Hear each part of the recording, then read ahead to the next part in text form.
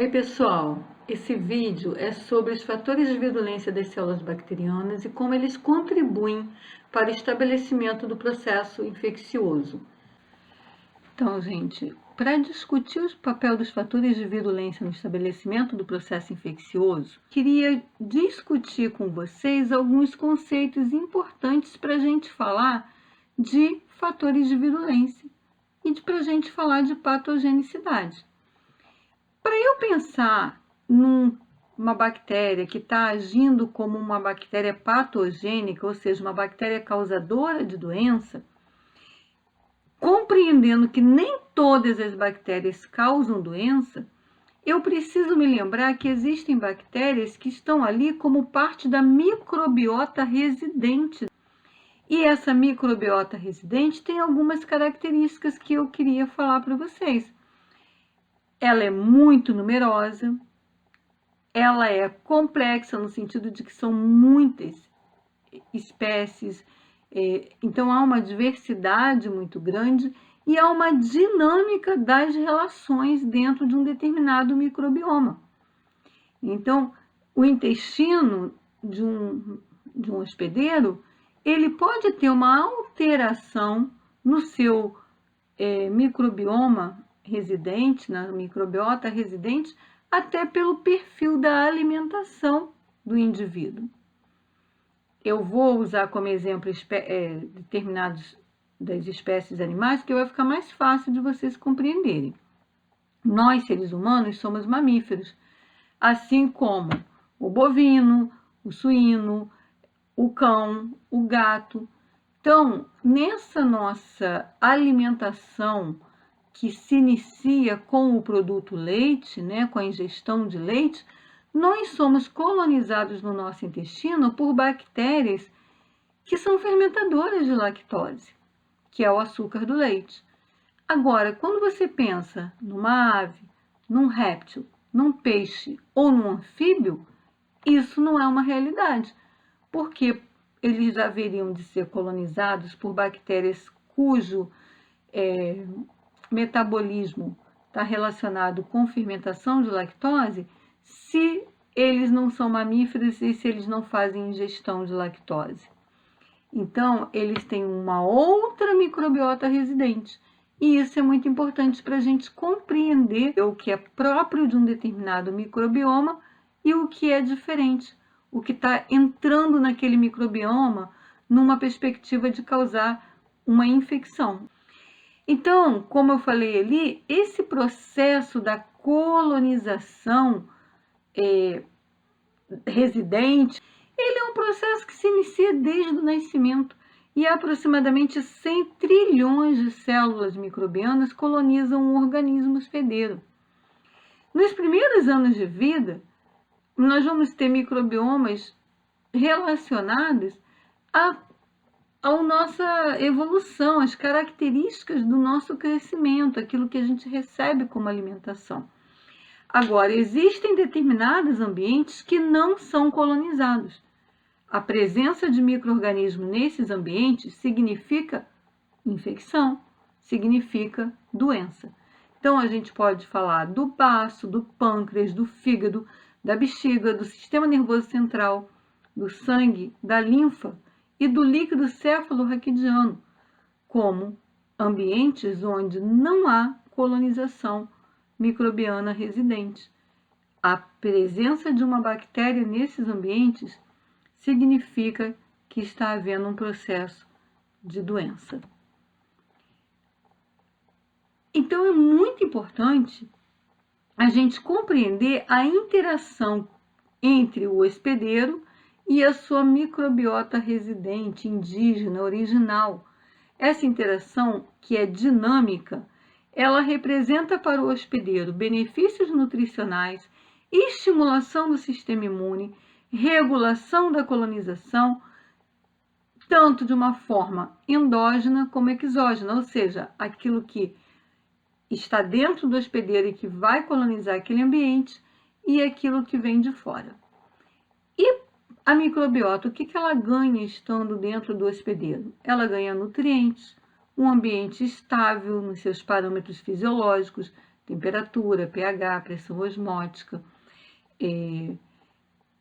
presença de oxigênio em maior ou menor proporção, proteção contra as intempéries de um ambiente externo e também, muitas vezes, transporte, porque muitas vezes a célula bacteriana ela vai se utilizar de células do hospedeiro para que ela possa se transportar, né, dentro desse hospedeiro. Esse equilíbrio entre a microbiota residente, a microbiota indígena e o hospedeiro é um equilíbrio frágil. Por quê?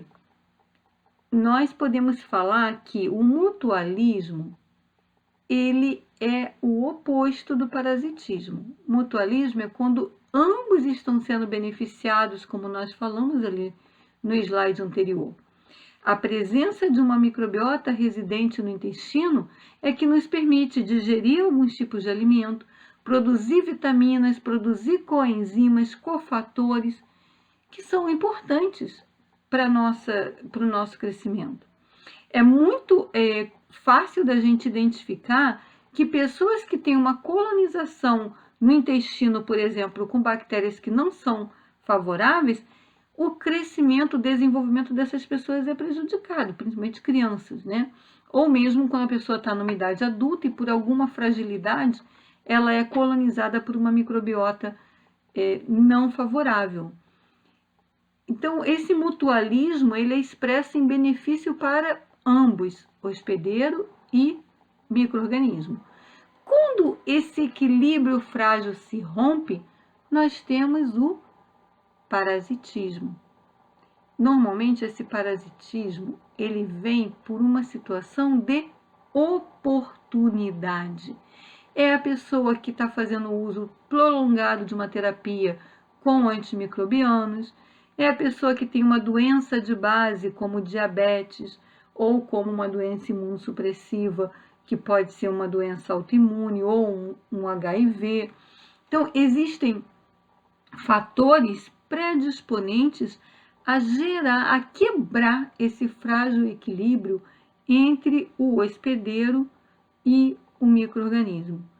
E muitas vezes fazer com que uma microbiota indígena residente se torne uma microbiota parasita que vai tirar do hospedeiro e não vai dar nada em troca. Isso acontece muito nessas situações que eu falei e alguns exemplos são a candidíase, né? Pessoas que têm uma doença de base ou que estão fazendo uso de terapia antimicrobiana prolongada, muitas vezes desenvolvem um quadro de colonização por cândida que não é favorável, que vai trazer consequências ruins para esse hospedeiro. Bom, eu queria falar um pouco sobre atributos de patogenicidade, ou seja, o que uma bactéria tem que ter para ela deixar de ser uma bactéria que fique em equilíbrio com o hospedeiro e ela passar a ser uma bactéria patogênica. É preciso que a gente pense em transmissibilidade, ou seja, quais são as rotas comuns de entrada de uma bactéria dentro do hospedeiro? As rotas comuns são oral, nasal, respiratório, a introdução de uma bactéria na corrente sanguínea através de um vetor ou através do que a gente chama de fômites, como seringas.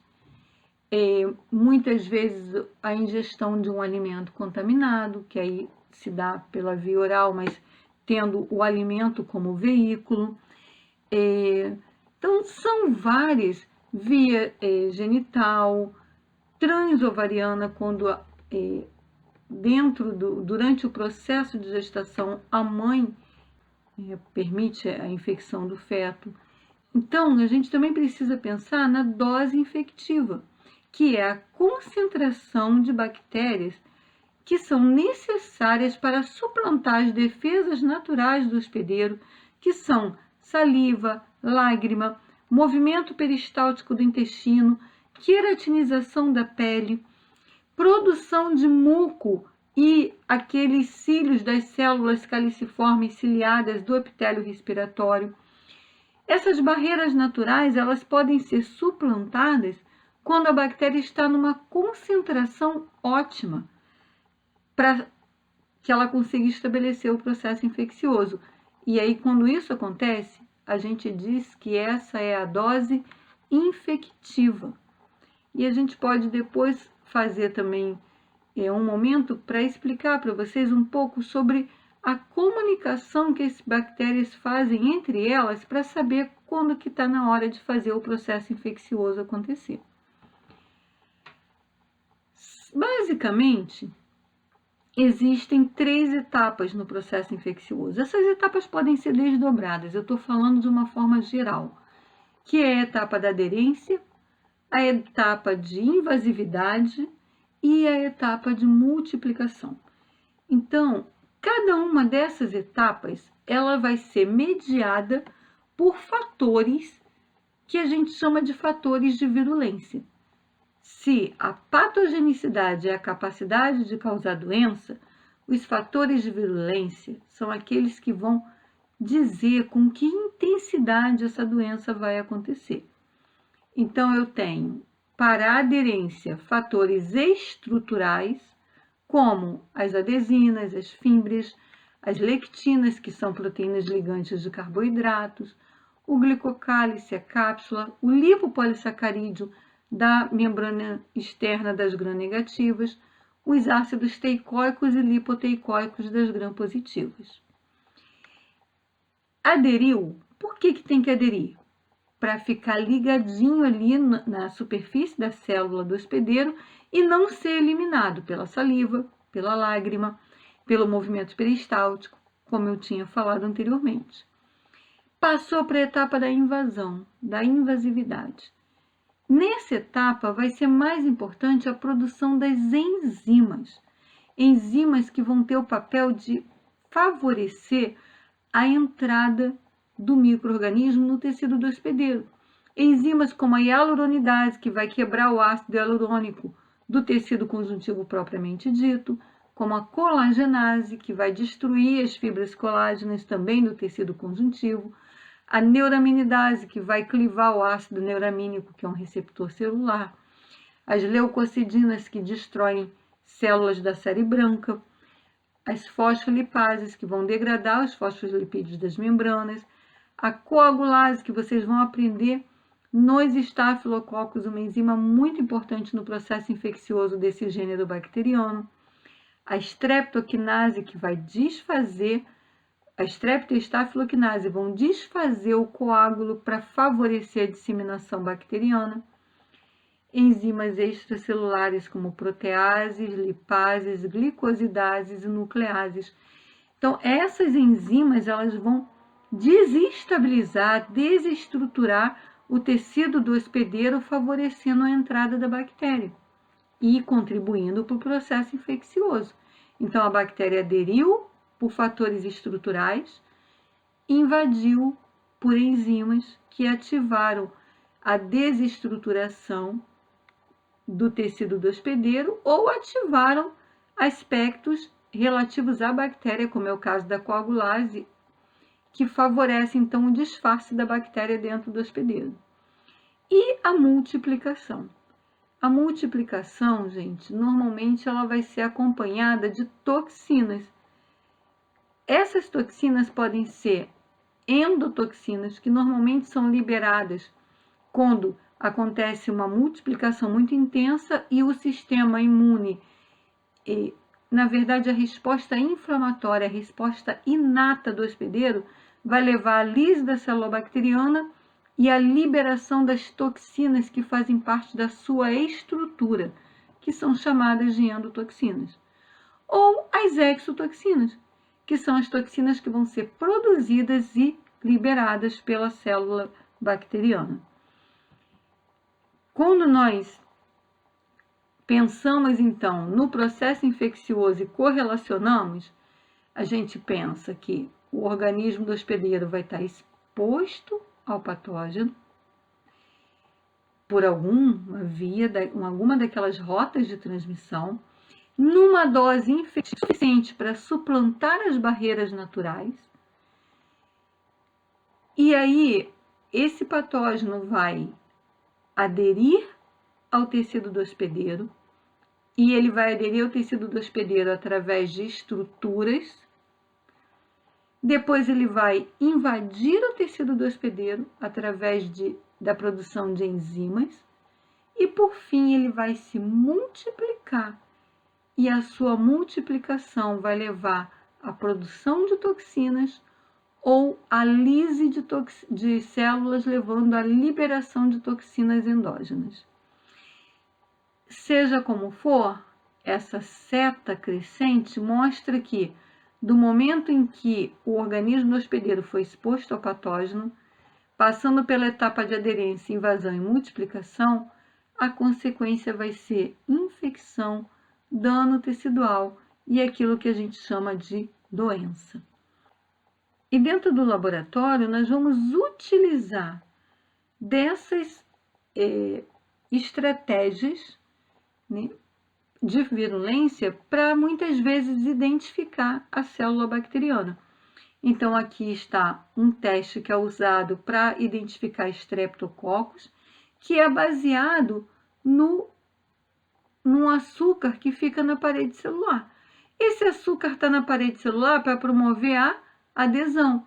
Mas como esse açúcar varia, esse carboidrato ele é variável entre os diferentes grupos de estreptococos, ele acaba funcionando também como uma estrutura de adesão. Nós também podemos perceber que, nós mencionamos ali, que o lipopolissacarídeo também funciona como uma estrutura de adesão. E que a parte lipídica dessa estrutura da membrana externa da gram-negativa é uma endotoxina, que se for liberada com a lise da célula bacteriana gram-negativa, vai levar a um choque tóxico do hospedeiro. Então, aí nós estamos na terceira etapa, que é a toxigenicidade. Aqui, a etapa de invasividade pode ser avaliada, por exemplo, no gênero Staphylococcus, pela presença da enzima coagulase. Então, dentro do laboratório, nós podemos usar o conhecimento da estrutura associado ao conhecimento da virulência para fazer provas de identificação laboratorial dos gêneros bacterianos. Por exemplo, a classificação hemolítica de Streptococcus, que se dá pela produção de hemolisinas, que é um grupo de toxinas decorrente da multiplicação dessa bactéria.